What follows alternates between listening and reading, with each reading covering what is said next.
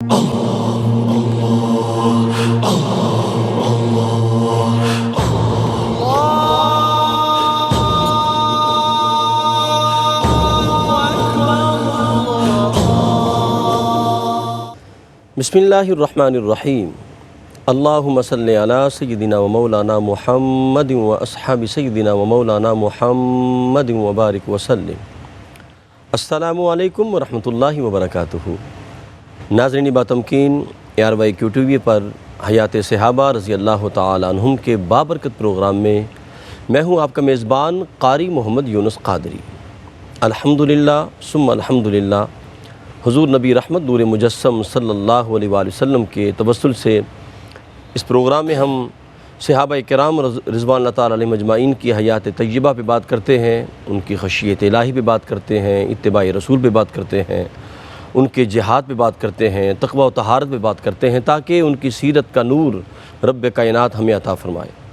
आज हम जिस अज़ीम सहाबी रसूल का ज़िक्र करने लगे हैं, उनका नामी इसमें गिरामी सैयदना उर्वा बिन मसूद रज़ी अल्लाह तआला अन्हु सक़फ़ी है। ये वो अज़ीम सहाबी रसूल हैं करीम आका अलैहिस्सलातु वस्सलाम ने जिन्हें शहादत की खुशखबरी भी अता फ़रमाई, जिन उन्हें शहीद करना था उनका ज़िक्र भी फ़रमा दिया। करीम आका अलैहिस्सलातु वस्सलाम ने फ़रमाया कि रब्ब कायनात ने मुझे सैयदना इब्राहीम खलीलुल्लाह के मुशाबे बनाया है, और कुर्बान जाऊँ मेरे ग़ुलाम उर्वा बिन मसूद रज़ी अल्लाह तआला अन्हु को सैयदना ईसा अलैहिस्सलाम के मुशाबे बनाया है।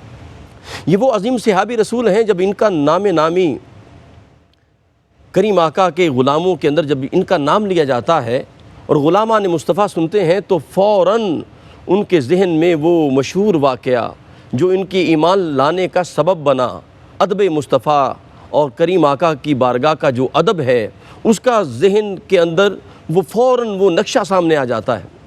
सहाबा किराम रिज़वानुल्लाह ताला अलैहिम अजमाइन के अगर आप हयात तय्यबा को देखें तो सबसे अहम बात ये थी कि उनके अंदर अदब मुस्तफ़ा कूट कूट के भरा हुआ था। आप अंदाज़ा करें, करीम आका अलैहिस्सलातु वस्सलाम का 23 साला नबुव्वत का दौर है, लेकिन आप सुन के हैरान होंगे कि 23 साला नबुव्वत का दौर जो है, असहाबे मोहम्मद सल्लल्लाहु अलैहि वसल्लम ने 23 सवाल भी सरकार दो आलम की बारगाह में नहीं किए। आप सुन के हैरान होंगे कि 23 साला दौर नबुव्वत के अंदर असहाबे रसूल ने सिर्फ 13 सवाल सरकार दो आलम की बारगाह में किए। और ये बताने वाले कौन हैं? तर्जुमानुल कुरान हैं।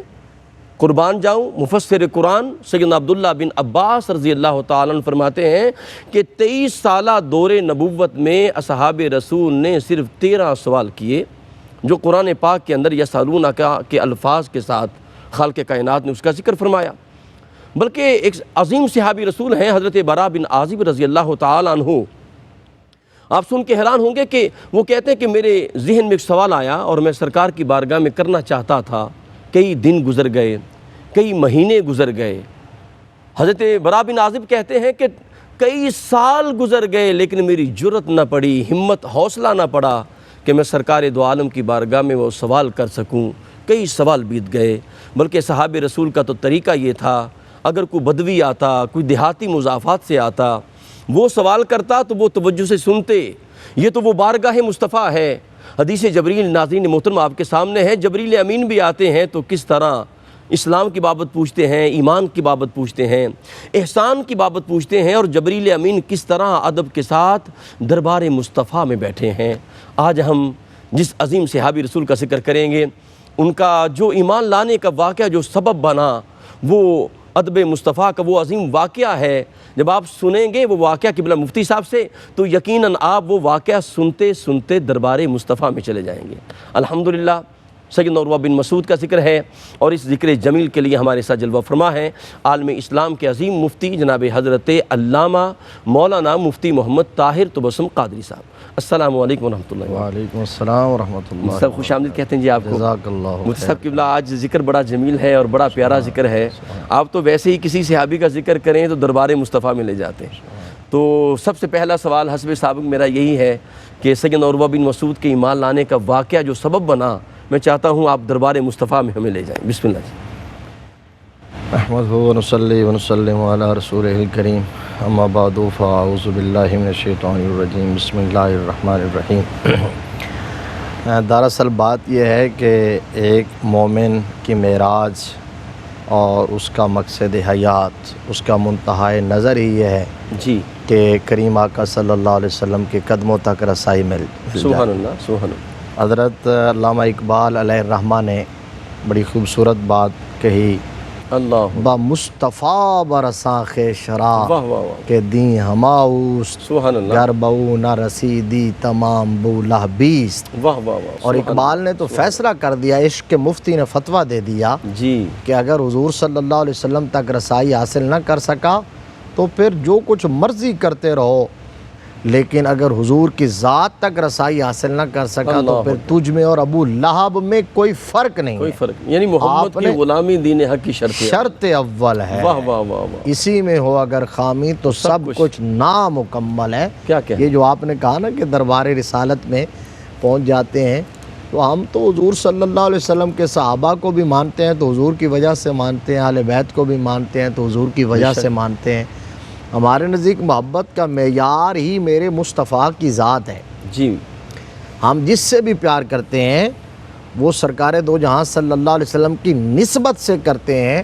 اور مجدد الف ثانی امام ربانی شیخ احمد سرہندی فاروقی رضی اللہ تعالیٰ عنہ نے تو حد ہی کر دی، کمال کر دی۔ آپ نے مکتوبات شریف میں لکھا ہے ایک جگہ، آپ فرماتے ہیں کہ من خدائے عز و جل را برائے آن دوست می دارم جی کہ آن رب محمد است۔ آپ فرماتے ہیں کہ لوگوں، میں تو رب کو بھی اس لیے مانتا ہوں کہ وہ میرے محمد کا رب ہے۔ اللہ اکبر، سبحان یہ اللہ، ایک عارف کامل کے جملے ہیں۔ واہ واہ واہ واہ، تو بات اصل یہ ہے کہ اللہ تبارک و تعالیٰ کی توحید کی شناسائی اور معرفت ادھر سے ادھر جاتی ہے۔ واہ واہ، میرے آقا کریم صلی اللہ علیہ جس طرح وسلم نے مقصد وہ قرآن میں شناس کہا نا کروایا۔ فلا وربک لا لا یؤمنون، محبوب تعارف رب نے اپنا یوں کروایا، کیا فلا بات ورب کا سبحان اللہ، محبوب مجھے تیرے رب کی قسم ہے، اللہ اکبر، تیرے رب۔ تو یہی بات مجدد صاحب نے کہی ہے۔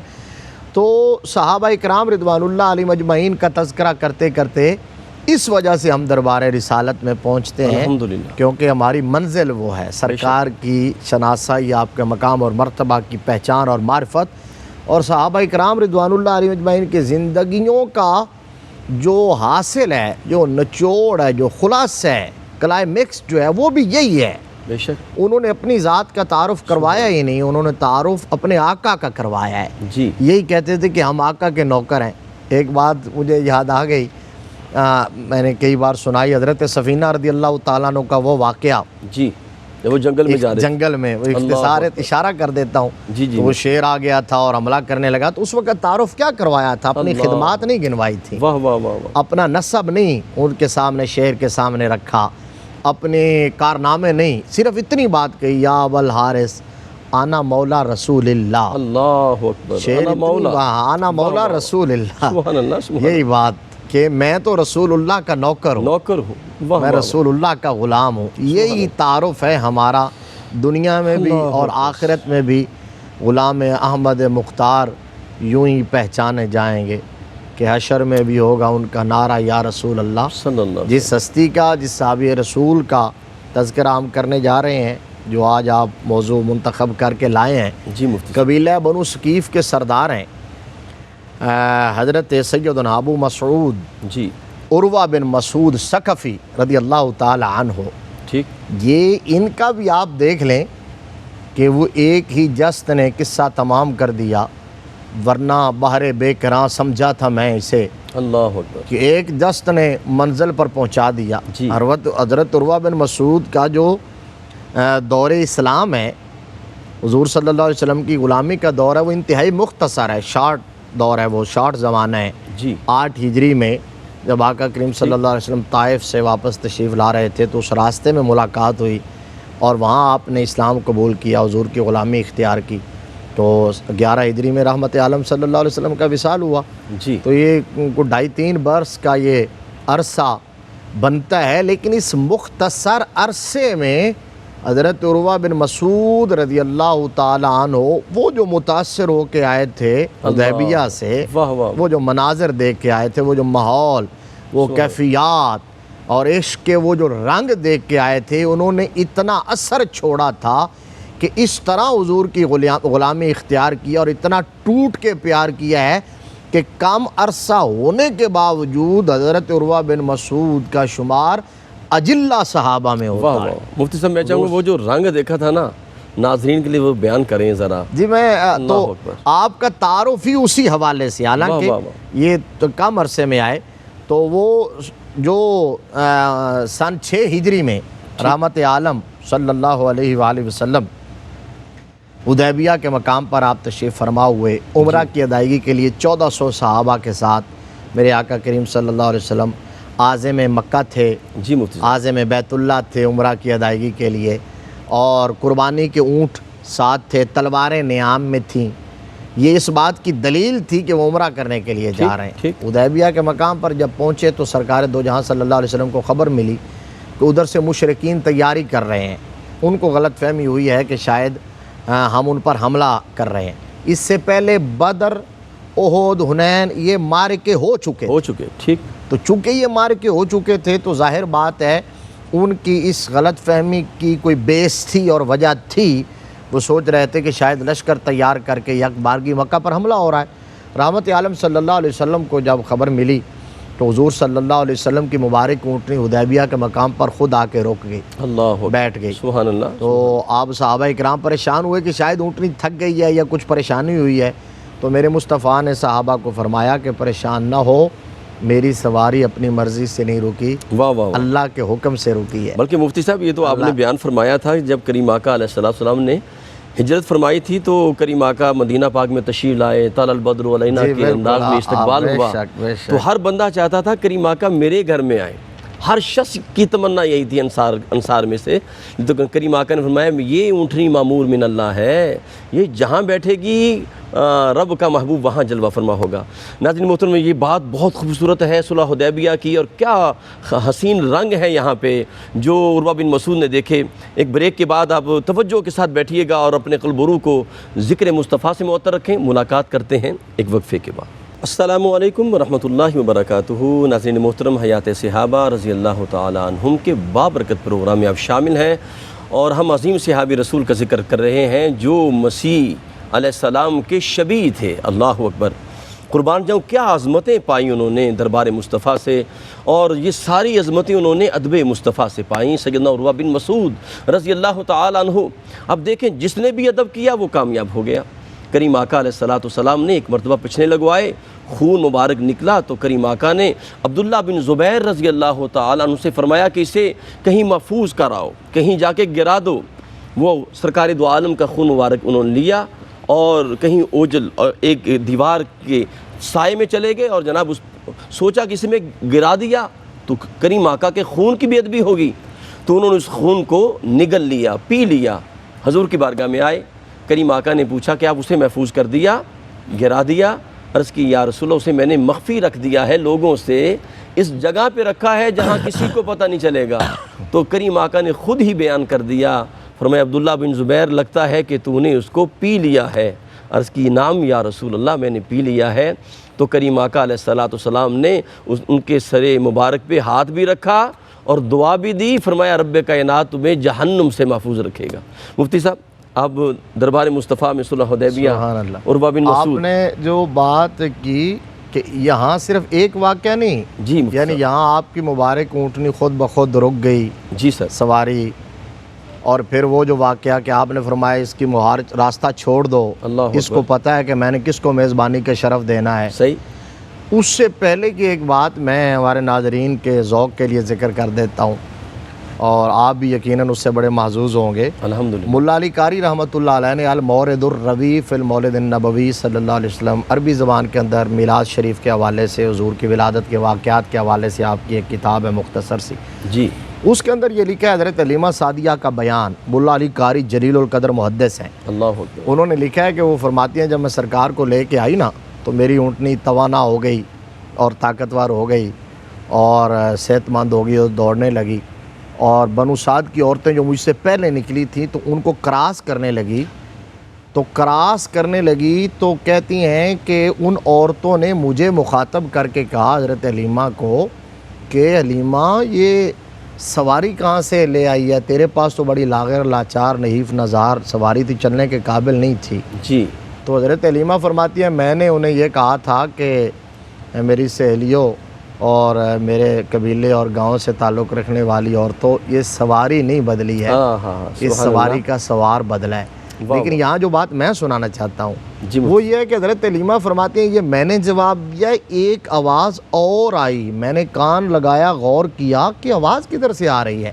جی جب غور کیا تو میں نے دیکھا میری اونٹنی بول رہی تھی، اللہ، اور وہ اونٹنی نے پتہ کیا کہا؟ کتنی ایمان افروز بات ہے، اور یہ الفاظ ہیں ملا علی قاری کے، یہ عبارت ہے، کہتی ہیں سمیت اتانی تنطق وتقول ان لی شانن ثم شانن بعثنی اللہ بعد موتی ورد لی سمنی بعد حزلی ویحکن یا نساء بنی سعد انکن لفی غفلت حل تدرین من علی ظہری خیر النبیین سید المرسلین امام الاولین والآخرین۔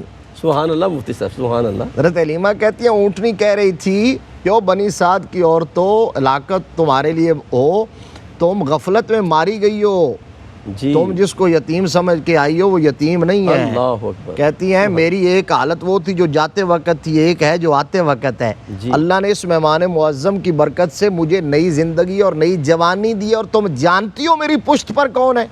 جی عورتوں کو مخاطب کر کے اونٹنی کہہ رہی ہے تم جانتی ہو میری پشت پر کون ہے؟ تو وہ نہیں بولی۔ اونٹنی کہتی ہے میں بتاتی ہوں، خیر النبیین، اللہ اکبر، سید سبحان المرسلین، اللہ، سبحان اللہ، امام الاولین والآخرین۔ واہ واہ واہ، اس کا مطلب یہ ہے کہ اگر اونٹ ہو، جانور ہو، جی اور نبی مکرم صلی اللہ علیہ وسلم کے جسم سے، آپ کے قدموں سے نسبت اسے ہو جائے واہ واہ مفتی صاحب، تو اسے اتنا شعور مل جاتا ہے، اتنا ادراک، اتنی معرفت، اتنا علم مل جاتا ہے کہ اسے پتہ ہے میں نے کہاں بیٹھنا ہے، کہاں ٹھہرنا ہے، اللہ اکبر، اور میری سبحان پشت اللہ، پر کون سبحان سوار۔ سبحان لوگ کہاں بات کرتے ہیں۔ اس سے آگے کی بات یہ ہے اللہ، جی مفتی کہ ابھی ایام حج چل رہے ہیں، حضرت ابراہیم علیہ السلام جب تعمیر کعبہ کر رہے تھے، ہمارے ناظرین نے بہت اس میں سے کچھ بات سنی ہوگی، جب کعبہ کی دیوار اونچی ہو گئی، سر کے برابر ہو گئی، اب اوپر ہاتھ نہیں پہنچتا پتھر رکھنے کے لیے، تو اللہ کے بارگاہ سے اشارہ ہوا کہ پتھر اٹھا لو۔ آپ نے حضرت اسماعیل علیہ السلام کو کہا، جی حضرت اسماعیل علیہ السلام جبل ابی قبیس پہ پہنچے، پتھر ڈھونڈ رہے تھے، تو مقام ابراہیم نے خود آواز دے کے بلایا کہ اللہ اسماعیل میری طرف آؤ، میں وہ پتھر ہوں سبحان جسے اللہ، لینے کے لیے رب نے بھیجا ہے۔ واہ واہ واہ واہ، وہ لے کے آئے، نیچے رکھا حضرت ابراہیم علیہ السلام، تو اب ہاتھ کہا نہیں ہے، وہ پتھر خود بخود اوپر ہو گیا ہے۔ اللہ اکبر، پھر ظاہر ہے آپ نے دیوار چنتے چنتے رائٹ ہونا تھا، دل میں خیال آیا پتھر رائٹ ہو گیا ہے، پھر جب دل میں خیال آیا لیفٹ ہو گیا ہے، اللہ خلیل اللہ اکبر، کے دل میں خیال آیا کہ اب میں نے اترنا ہے، وہ نیچے آ گیا ہے۔ تو خلیل کے دل میں خیال آئے تو پتھر کو پتہ چل جاتا ہے، واہ واہ مفتی صاحب کیا بات ہے، سبحان اللہ، سبحان اللہ، تو اگر امتی کے دل میں خیال آئے تو نبی کو پتہ نہیں چل واہ سکتا۔ واہ واہ مفتی صاحب کمال کر دیا، تو سبحان یہ اللہ، سوچنے کی بات ہے، جن کو اللہ یہ راہ ہدایت عطا فرماتا ہے، ادب کا نور عطا فرماتا ہے، ان کو یہ باتیں سمجھ آتی ہیں۔ واہ واہ، اونٹنی رک گئی آقا کریم صلی اللہ علیہ وسلم کی حدیبیہ کے مقام پر، سرکار دو جہاں صلی اللہ علیہ وسلم نے سفارت کاری کی، آقا کریم نے اپنا سفیر بھیجا، پیغام دے کے یہ بھیجا تھا کہ ہم لڑنے کے لیے نہیں آئے، ہم فقط عمرہ کی ادائیگی کے لیے آئے ہیں۔ اور سید عثمان غنی گئے، یہ حضرت عثمان غنی تو بہت بعد میں گئے، اچھا، بہت سارے سفیر ادھر سے بھی گئے ادھر سے بھی آئے، تو پہلا جو سفیر بھیجا اس کے ہاتھ یہ پیغام بھیجا تھا اور یہ کہا کہ ہم عمرہ کی ادائیگی کے لیے آئے ہیں اور اپنی غلط فہمی دل سے نکال دو، اور کہا کہ ہمارا مشورہ یہ ہے قریش کے لیے کہ کچھ عرصہ کے لیے وہ ہمارے ساتھ امن کا معاہدہ کر لیں، ہمارا اور اپنا معاملہ عرب کے قبائل پہ چھوڑ دیں، اگر وہ ہماری دعوت کو قبول کر لیتے ہیں، ہم غالب آ جاتے ہیں تو قریش کی مرضی ہوگی، چاہے تو ہمیں فالو کریں چاہے تو نہ کریں، ٹھیک، اور اگر اس کے باوجود بعد نہیں آئیں گے تو ہم بزدلی نہیں دکھائیں گے، جی اگر وہ لڑنے کے لیے تیار ہوں گے تو میرے آقا کریم نے قسم اٹھا کے فرمایا کہ میں پھر آخری سانس تک حق کے لیے لڑوں گا۔ یہ بات اس لیے کہی تھی تاکہ ان کو پیغام پہنچ جائے۔ جی، سفیر پیغام لے کے وہاں پہنچا اور کہا کہ میں محمد صلی اللہ علیہ وسلم کا پیغام لایا ہوں، ان لوگوں کو جمع کر کے کہا اگر چاہو تو میں بتاؤں، تو ان میں جو جوشیلے لوگ تھے، نو عمر لوگ تھے، انہوں نے کہا ہمیں سننے کی ضرورت نہیں ہے، جو زیرک تھے، سمجھدار تھے، میچور لوگ تھے، انہوں نے کہا نہیں نہیں بتاؤ کیا پیغام بھیجا ہے۔ انہوں نے پیغام پڑھ کے جب سنایا جی، تو انہی میں ایک وجیح شخص، ایک دانشور، دانشمند، چہرے سے پتہ چلتا تھا کہ یہ کوئی سردار ہے، واہ اور واہ، چہرے سے پتہ چلتا تھا کہ بڑا بردبار ہے، صحیح، چہرے سے پتہ چلتا تھا کہ یہ بڑا صاحب الرائے بھی ہے، صاحب الرائے بھی ہے۔ جی، وہ کھڑا ہو گیا اور اس نے یہ کہا کہ اے اہل قریش، مجھے یہ بتاؤ کہ تم میں سے بہت سارے لوگ ہیں جو میرے والد کی عمر کے ہیں، ایسا ہے کہ نہیں؟ انہوں نے کہا ہاں جی۔ بہت سارے وہ ہیں جو میرے بچوں کی عمر کے ہیں، کہا ہاں جی ایسا ہے۔ کہا میرے اوپر کوئی تمہارا ایلیگیشن ہے، کوئی شک کوئی شبہ کوئی تردد، مجھے دانشور مانتے ہو؟ انہوں نے کہا جی بالکل مانتے ہیں۔ کہا فلاں موقع پر میں نے اہل اوکاز کو تمہاری مدد کے لیے دعوت دی تھی، وہ نہیں آئے تھے، تو میں اب خود اپنے قبیلے اور بچوں سمیت تمہاری حمایت میں نکل آیا تھا، تمہیں یاد ہے؟ انہوں نے کہا جی ہمیں تمہارا احسان یاد ہے۔ اللہ اکبر۔ کہا کہ تمہیں پتہ ہے کہ میں تول کے بات کرتا ہوں، میں ڈنڈی نہیں مارتا، جو صحیح بات و حق کی وہ کرتا ہوں۔ انہوں نے کہا جی بالکل۔ کہا مجھے محمد صلی اللہ علیہ وسلم کے سفیر کی باتوں میں بڑی دانش مندی نظر آئی ہے، جی تو اگر تم اجازت دو تو میں ان کے ساتھ بات چیت کروں اور معاملہ آگے بڑھاؤں؟ انہوں نے کہا ہاں جی ہماری طرف سے آپ کو کھلی اجازت ہے۔ تو وہ مینڈیٹ لے کر سرکار کی بارگاہ میں جو آئے نا، وہ حضرت عروہ بن مسعود ثقفی رضی اللہ اب آئے دربار رسالت میں، جی حدیبیہ کے مقام پر آئے۔ 1400 صحابہ موجود ہیں، شمع رسالت کے پروانے موجود ہیں، حضور کے عاشق موجود ہیں، حضرت ابوبکر، حضرت فاروق اعظم، حضرت عثمان غنی، حضرت مولا علی، صحابہ کرام کی جماعت موجود ہے۔ اور یہ آئے تھے، ان کے وہم و گمان میں بھی نہیں تھا کہ وہاں ماحول کیسا ہوگا۔ آئے، گفت و شنید شروع کی۔ جی پہلے تو بات چیت کا جو حربہ ہوتا ہے طریقہ آزمایا کہ اے محمد صلی اللہ علیہ وسلم، اگر آپ غالب آ بھی جائیں اور اپنی قوم کو مغلوب کر لیں اور فتح حاصل کر لیں تو آپ دنیا کے پہلے شخص ہوں گے جنہوں نے اپنی قوم کو اپنے دست نگر کیا ہوگا۔ تو یہ ایک نفسیاتی حربہ تھا۔ آقا کریم صلی اللہ انہیں نہیں پتہ تھا کہ یہ عام بادشاہ نہیں ہے، یہ عام جو ہے وہ آقا نہیں ہے، یہ تو اللہ کے پیارے محبوب ہیں، یہ تو نبیوں کے نبی ہیں، رسولوں کے رسول ہیں۔ سبحان اللہ۔ اور پھر یہ کہا وگرنہ جب جنگ چھڑے گی، جب جنگ کی چکی گھومے گی، جب معرکہ عروج پر ہوگا، جب ٹاکرا ہوگا، جب رزم پڑے گی، جب تلواروں سے تلواریں ٹکرائیں گی، جب ہاتھ میں ہاتھ پڑیں گے، تو یہ جو لوگ آپ کے ساتھ ہیں یہ نو آزمودہ کار ہیں، یہ کیسے لڑ سکتے ہیں؟ یہ پھٹے پرانے کپڑوں والے، یہ بارش لوگ، یہ دستاروں والے، یہ نمازیں پڑھنے والے، روزے رکھنے والے، یہ تو آپ کو چھوڑ کے بھاگ جائیں گے۔ جب یہ جملہ کہا نا، اللہ اکبر، اللہ یہ ہے بات سمجھنے کی۔ صحیح۔ جب یہ جملہ کہا تو تاجدار صداقت، وفا شعار رسالت، جی مزاج شناس نبوت، سبحان اللہ۔ فرمانہ شمع رسالت، افضل الخلق بعد الانبیاء بالتحقیق، حضرت سیدنا جناب ابو بکر صدیق رضی اللہ تعالیٰ عنہ پاس بیٹھے ہوئے تھے۔ ہمارے ناظرین کے سننے کی بات ہے کہ یہ کوئی اتنی آپ وہ تو روٹین میں بات کر رہے تھے، لیکن قوت ایمانی کیا ہوتی ہے، غیرت ایمانی کیا ہوتی ہے؟ ایسی بات کہنا، اتنی بات ہی گوارا نہ تھی کہ کوئی ہمارے بارے میں یہ کہے کہ ہم آقا کریم صلی اللہ علیہ وسلم کو چھوڑ دیں گے۔ یہ بات جب انہوں نے کہی عروہ بن مسعود نے، حضرت ابو بکر صدیق باوجود کہ حضور کی امت کے سب سے بردبار شخص ہیں، جی سب سے حوصلہ مند شخص ہیں، سب سے زیرک شخص ہیں، ابو بکر سے بڑھ کر حوصلہ کسی کا نہیں ہے امت مصطفیٰ میں، اللہ اکبر۔ لیکن یہاں کے حوصلہ جواب دے گیا، صبر کا پیمانہ لبریز ہو گیا، ضبط کے بندھن ٹوٹ گئے، اور صحیح بخاری کے الفاظ ہیں، کہا امسس بزر اللات، کہا کہ وہ عروہ تم ہمارے بارے میں، اس وقت تک چونکہ عروہ مسلمان نہیں ہوئے تھے، کافر تھے، مشرک تھے، جی ہمارے بارے میں کہتے ہو کہ ہم چھوڑ دیں گے؟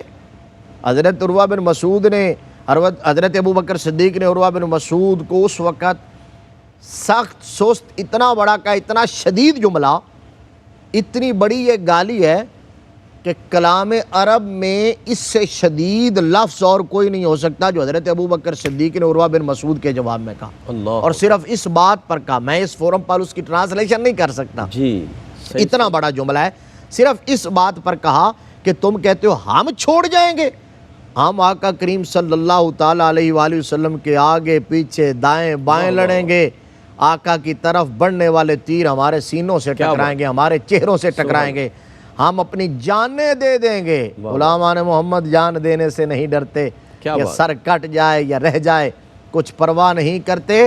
ہمارا ایمان تو یہ ہوگا کہ حلق پہ تیغ رہے، سینے پہ جلاد رہے، لب پہ تیرا نام رہے، دل میں تیری یاد رہے۔ ایک جملے پر میں ختم کرتا ہوں کہ حضرت ابو بکر صدیق نے جب یہ کہا تو عروہ بن مسعود نے کہا مجھے کوئی اتنی بڑی سردار کو اتنا بڑی بات کہہ سکتا ہے، اتنا سخت جملہ، اتنی سخت گالی؟ تو تو دیکھا حضرت ابو بکر صدیق کی طرف اور کہا ابو بکر اگر تمہارا میرے اوپر احسان نہ ہوتا تو میں اس بات کا جواب دیتا، لیکن احسان اتنا بڑا ہے کہ میں اس بات کا جواب نہیں دے سکتا۔ کیا کہنے ناظرین محترم، یہ اصحاب محمد ہیں اور یہ تو قربان جاؤں کریم آقا کے لیے تن من دھن قربان کرتے نظر آتے ہیں۔ یہ تو قوم موسیٰ تو نہیں ہے نا، قوم موسیٰ نے تو کہا تھا نا اپنے پیغمبر سے فَاذْهَبْ أَنْتَ وَرَبُّكَ فَقَاتِلَا إِنَّا هَاهُنَا قَاعِدُونَ۔ جب موسیٰ علیہ السلام نے پیغام دیا، رب نے جہاد کا حکم دیا ہے، تو کہنے لگے موسیٰ تو جا، تیرا رب جائے، ہم تو یہاں بیٹھے ہیں۔ یہ تو غلامان مصطفیٰ ہیں۔ کریم آقا نے بدر کے موقع پہ کہا کہ کون ہے جو جہاد کے لیے نکلے، تو عرض کی آقا جہاں آپ کا پسینہ گرے گا وہاں ہمارا خون گرے گا۔ قلب و روح کو ذکر مصطفیٰ سے معطر رکھیں۔ ملاقات کرتے ہیں ایک مختصر وقفے کے بعد۔ السلام علیکم ورحمۃ اللہ وبرکاتہ۔ ناظرین محترم، حیات صحابہ رضی اللہ تعالی عنہم کے بابرکت پروگرام میں آپ شامل ہیں اور ہمارے ساتھ عالم اسلام کی عظیم علمی شخصیت حضرت علامہ مولانا مفتی محمد طاہر تبسم قادری صاحب جلوہ فرما ہیں، اور عظیم صحابی رسول کا ذکر ہو رہا ہے، اور جنہوں نے سرکار دو عالم نور مجسم کی بارگاہ کے آداب دیکھے، اور ادب کے حوالے سے بات تو ساری مفتی صاحب کریں گے، لیکن میں ایک اور بات کرنا چاہتا ہوں۔ جب ابو سفیان جب ابھی دار اسلام میں داخل نہ ہوا تھا تو صلح حدیبیہ کو جو معاملہ ہوا، جو معاملہ طے پائے، بعد میں انہوں نے خود ہی توڑ دیے، تو وہ مدینہ پاک میں حضور کی بارگاہ میں آیا کہ ان معاملات کو بحال کیا جائے، تو کریم آقا کی بارگاہ میں آیا تو کریم آقا نے اس کے معاملے کو رد کر دیا، تم نے خود ہی توڑا ہے۔ تو جو بات بتانا چاہتا ہوں وہ یہ ہے کہ وہ اپنی بیٹی کے گھر آیا جو کریم آقا علیہ السلام کے عقد میں تھی، جو ہماری ماں ام المومنین ام حبیبہ رضی اللہ تعالی عنہا ہیں، تو گھر میں آیا تو کریم آقا، وہ گھر تو سرکار کا گھر ہے، تو جب دیکھا کہ بستر لگا ہوا ہے چارپائی پر تو وہ بیٹھنے لگا، تو ام حبیبہ رضی اللہ تعالی عنہا نے وہ جلدی سے بستر اٹھایا اور سائڈ پہ کر دیا۔ تو باپ نے کہا بیٹا یہ کیا بات، کیا بستر اس قابل نہیں کہ میں بیٹھ سکوں، یا میں اس قابل نہیں کہ میں بستر پر نہیں آ سکتا؟ تو بغیر کسی تعمل کے فوراً کہا کہ آپ مشرک ہیں، نجس ہیں، اور جو نجس ہے وہ پاک نہیں ہوتا، اور یہ میرے آقا کا پاک بستر ہے، تو آپ اس پر نہیں بیٹھ سکتے۔ یہ ہے ادب مصطفیٰ۔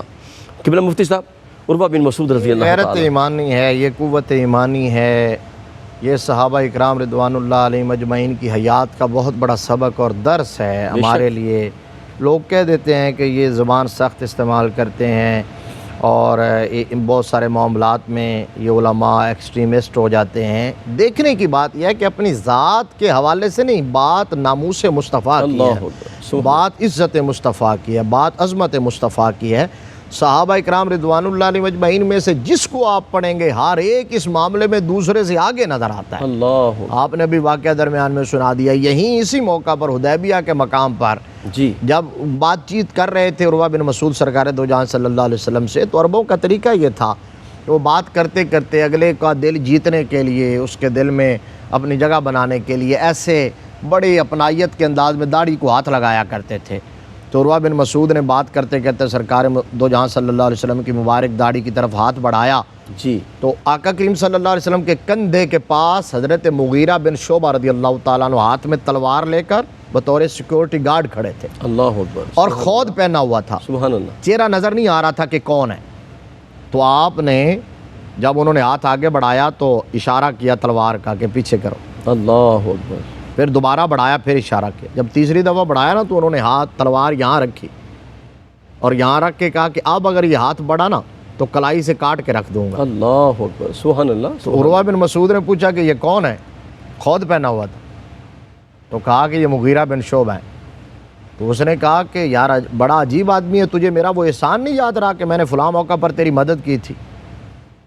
تو عروہ بن مسعود نے کہا کہ وہ احسان کا بدلہ جہاں بھی لینا چاہو میں دینے کے لیے تیار ہوں، جی، لیکن آقا کریم صلی اللہ علیہ وسلم کی عزت اور ناموس، عفت اور عصمت پر کمپرومائز نہیں ہو سکتا کہ تیرا وہی بات جو ابھی آپ نے سنائی کہ مشرک کا نجس ہاتھ میرے مصطفیٰ کی مبارک پاکیزہ نورانی داڑھی کے ساتھ لگے، یہ ہمیں گوارا نہیں ہو سبحان سکتا۔ اللہ، سبحان اللہ۔ یہی وہ مناظر تھے اس نے یہاں دیکھے۔ 3 دن عروہ بن مسعود یہاں رہے حضور صلی اللہ علیہ وسلم کے لشکر میں، حدیبیہ کے مقام پر، شب و روز، دن رات، خلوت جلوت، صحابہ اکرام کا حضور صلی اللہ علیہ وسلم کے ساتھ طرز عمل، ادب، وہ احترام، وہ عشق، وہ محبت، وہ وارفتگی، وہ شیفتگی، واہ واہ جب دیکھی ہے نا تو بس یہی دل میں اتر گیا تھا. جی وہ جو آپ کہہ رہے ہیں کہ اصل میں یہ دیکھا تو پھر پتہ چل گیا تھا کہ نہیں یہ عام سردار نہیں ہے, یہ عام حکمران نہیں ہے, یہ عام آقا نہیں ہے. اللہ یہاں سے واپس پلٹے, جی یہ ساری کنکلوژن لے کر فیصلہ لے لیا تھا کہ اب میں نے جا کے کیا کہنا ہے. وہاں ان کو جمع کیا اور جمع کر کے کہا کہ اب تم نے مجھے مینڈیٹ دے کے بھیجا تھا نا, میری بات مانو گے؟ انہوں نے کہا ہاں جی مانیں گے. تو کہا کہ پھر میرا مشورہ یہ ہے کہ زندگی بھر کبھی غلامان محمد سے ٹکرانے کی کوشش نہ کرنا. اللہ اکبر, سبحان اللہ سبحان اللہ. کہا لڑنے کو دل کرے تو جس سے مرضی لڑ لینا, مصطفیٰ کے غلاموں سے نہ لڑنا. انہوں نے کہا جی کیوں, کیا بات ہے؟ کہا میں جو کچھ دیکھ کے آیا ہوں نا, اگر تم نے دیکھا ہو تو تم بھی یہی کہو. کہا جی کیا دیکھا ہے؟ کہنے لگا واللہ لقد وفدت علی الملوک جی وفدت علی کیسرا و کسرا والنجاشیہ واللہ ان رأیت مالکا قط يعظمہ اصحابہ ما يعظم اصحاب محمد محمدا اللہ اکبر, واللہ ان سبحان اللہ. تنخم نخامة الا وقعت فی کف رجل منہم فدلک بها وجہہ ورجلہ اللہ اکبر, وإذا امرہم ابتدروا امرہ سبحان اللہ. وإذا تودع یقتتلون علی وضوئہ وإذا تکلم خفضوا اصواتہم عندہ وما يحدون الیہ النظر تعظیم اللہ.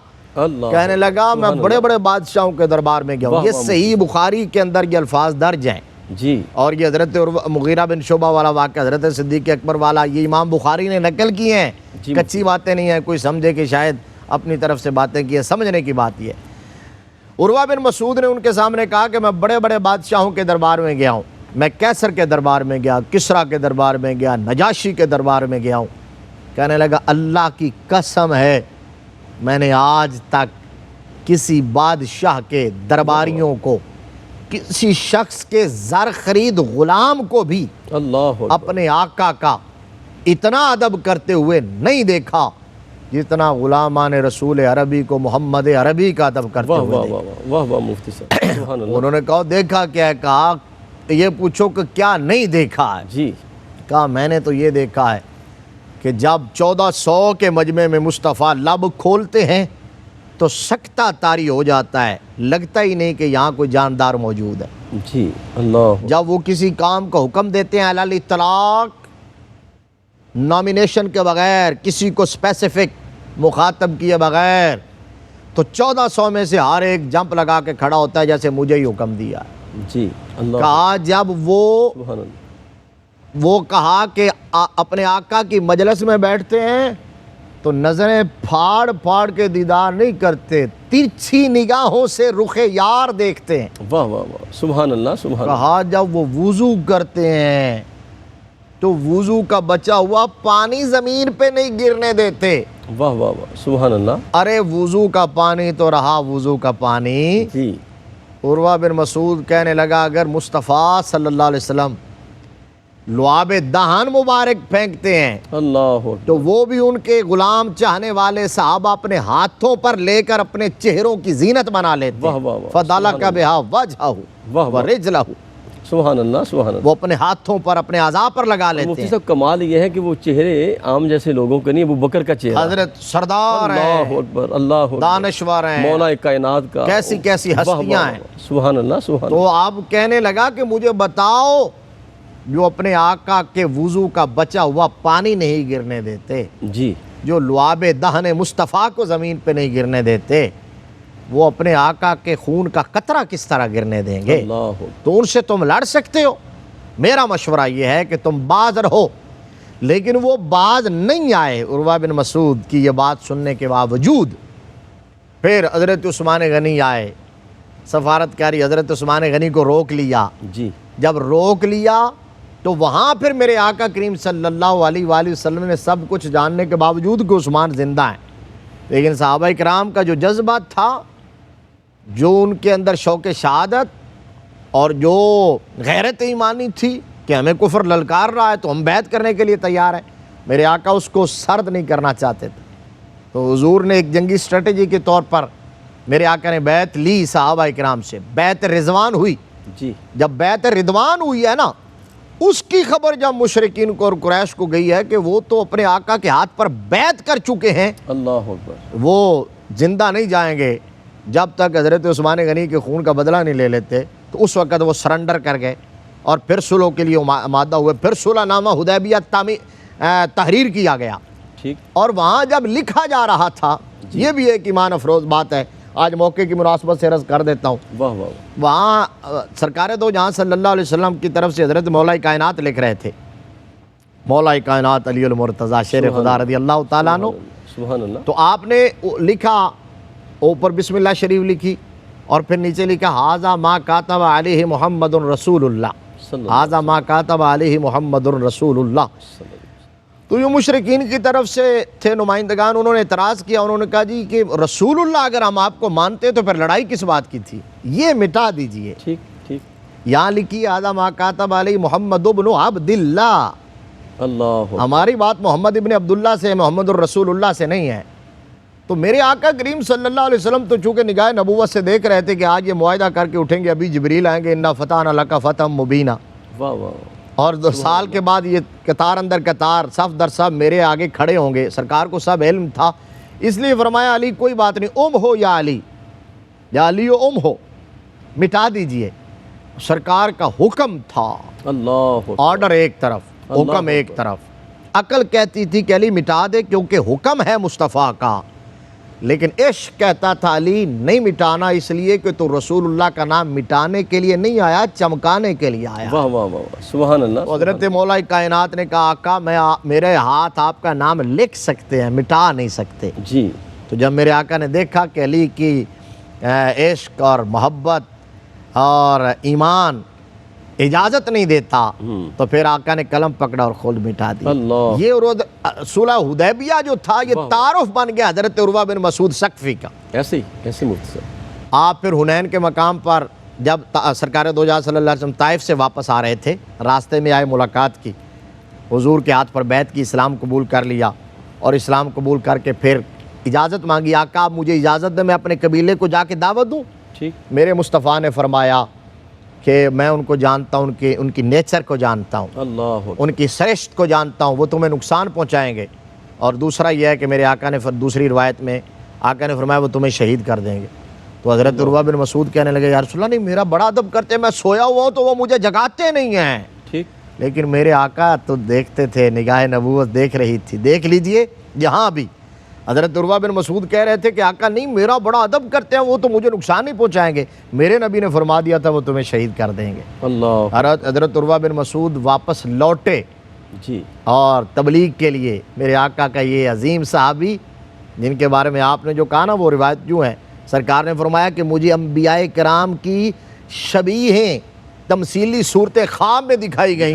صحیح. میں اپنے جد امجد ابراہیم علیہ السلام جیسا ہوں, میرا عروہ بن مسعود عیسیٰ ابن مریم جیسا ہے. اللہ. وہ واپس پہنچے تو قبیلے والے سارے آ گئے. انہوں نے زمانہ جاہلیت کے طریقے پر سلام کیا. آپ نے سختی سے منع فرمایا, فرمایا سلام کرنا تو جنتیوں والا کرو, السلام علیکم ورحمۃ اللہ وبرکاتہ کہو. ٹھیک.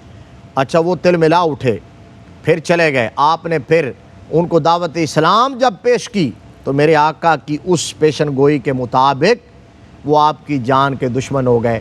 وہاں سے برا بھلا کہتے ہوئے چلے گئے. اور اگلا دن جب فجر ہوئی, حضرت عروہ بن مسعود اپنے مکان کی بالکونی میں کھڑے ہوئے. وہاں کھڑے ہو کر آپ نے اذان فجر دی. سبحان اللہ. جب اس کفر کے گھٹا ٹوپ اندھیروں میں توحید کی صدا گونجی ہے جی. تو ان کے ایوانوں میں زلزلہ بپا ہو گیا اور وہ آپ کی جان کے دشمن ہو گئے. انہوں نے تیر برسانے شروع کر دیے. ایک بدبخت نے طاق کے تیر مارا اور آپ جانے آفرین کے سپرد کر دیا. آپ نے اذان پڑھتے ہوئے جام شہادت نوش کیا. میرے آقا کریم صلی اللہ علیہ وسلم کی آنکھ میں آپ کے حق میں جو شہادت کی بشارت تھی وہ پوری ہوئی, پایا تکمیل کو پہنچی. آپ کے قبیلے والے ہتھیار اٹھا کے آ گئے.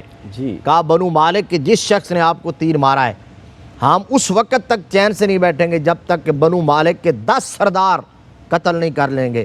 لیکن حضرت عروہ بن مسعود کہنے لگے نہ میں اس بات پر ہی راضی ہوں. اور سب ملے اور میرے آقا کی بشارت صادق ہو گئی ہے, میں نے ان کو معاف کر دیا. اب میری آخری خواہش یہ ہے کہ طائف کے شہید جہاں مدفون ہیں مجھے وہاں دفن کر دیا جائے. ان کی وصیت کے مطابق طائف کے شہیدوں کا جو قبرستان تھا گنج شہیداں، وہاں حضرت عروہ بن مسعود رضی اللہ تعالیٰ عنہ کی تدفین ہوئی ہے۔ کیا کہنے مفتی صاحب، کیا خوبصورت منظرنامہ آپ نے پیش کیا ہے۔ اور پھر دیکھیں آپ نے وقت شہادت بھی جناب آپ نے انہیں معاف کر دیا۔ میں اس قرآن کی اس آیت پہ بات ختم کرتا ہوں۔ قرآن نے فرمایا فمن عفا و اصلح فاجرہ علی اللہ، فرمایا جو معاف کر دیتا ہے اور پھر بھی اصلاح کرتا چلا جاتا ہے، فرمایا سن لو اس کا اجر رب کائنات کے اوپر ذمہ کرم پر ہے، پھر رب اسے اجر عطا فرماتا ہے۔ یہ دیکھیں اس موقع پر بھی آپ نے انہیں معافی کا اعلان فرما دیا۔ یہ تھے سیدنا عروہ بن مسعود رضی اللہ تعالیٰ عنہ۔ دعا ہے رب کائنات ہمیں اس صحابی رسول کا صدقہ ہمیں بھی بارگاہ مصطفیٰ کا ادب عطا فرمائے۔ اپنے میزبان قاری محمد یونس قادری کو اجازت دیجیے۔ السلام علیکم ورحمۃ اللہ وبرکاتہ۔